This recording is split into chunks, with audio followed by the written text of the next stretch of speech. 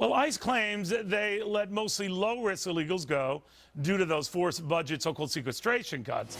But apparently that was not entirely the case, because a new report in Florida alone, 76 of 225 illegals released there, had criminal convictions. To Town Hall's Katie Pavlich, who's been tracking the story. Now, leaving aside the fact that a lot of these let-goes were done prior to cuts that were supposedly coming into effect, and by the way, those specific cuts never did. The argument was that these weren't going to be dangerous people let loose. Turns out quite the opposite. How bad is this? It's pretty bad. As we've seen in Florida, about a third of the criminals released by ICE have criminal convictions that refer to aggravated assault, robbery, drunk driving. We saw the same thing happen in Arizona and Texas. And so this really shows a gross disregard for public safety in the name of sequestration, which we've seen all along. The talking point is fear-monger to make it seem like the general public can't function without this government money being pumped into the system. But the fact is that Homeland Security has nearly 2,000 Inspector General recommendations saving billions of dollars they could have implemented a year ago to prevent these dangerous criminals from being out on the streets. And now they're there. And the question is, who's going to be held accountable if someone gets hurt, if these criminals who have been convicted go out and offend again? They have a 76% but Katie, chance the argument was that the ones released, even if you argue the more dangerous ones released, they were being monitored. I don't know whether they had those ankle bracelets or whatever. They were being monitored, so that if they were up to no good,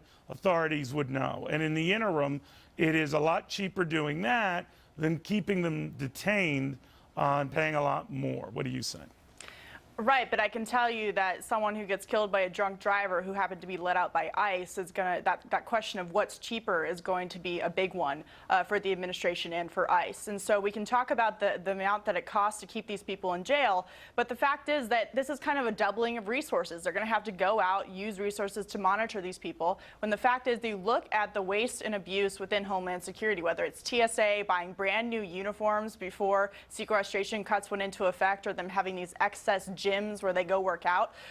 That's something that should have been looked at before deciding to release dangerous convicted criminals of felonies such as aggravated assault, theft, drunk driving onto the streets. There are alternatives here that they're just ignoring.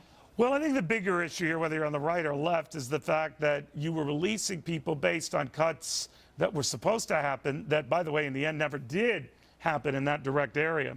So you were pre-cutting based on cuts that were never happening. So that argument has to be addressed, and I don't see anyone addressing it.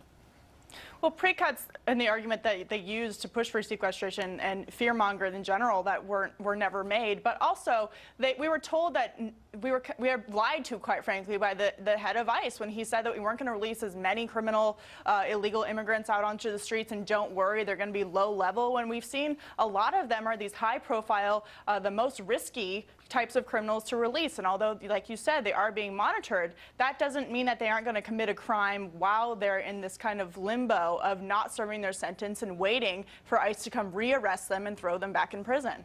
All right, DHS issued a statement on this saying, and I quote here, "These decisions were made on a case-by-case basis by career law enforcement officials in the field, apparently signaling no chicanery involved." What do you think? Well, that would be great if it added up, like I've been saying. There are other cuts that could have been made, other things that could have been implemented that DHS are not doing. For example, DHS is one of the worst federal agencies when it comes to not implementing Inspector General recommendations to save taxpayer money and to clean up the system. And so Janet Napolitano, who overall is in charge of all of this, saying she's done everything she can do, she has to find a way to pay for these beds, maybe she should have gone to President Obama and asked, can you please implement these taxpayer solutions that will save us billions of dollars, not just right now to offset sequester, to keep these criminals off the streets, but every single year moving forward. That's something they should have looked at when it came to paying for this type of thing. Well, the bottom line, these sequestration effects are in, and now like cement at least through September, because the president signed off on a budget that keeps the government lights on through at least that long.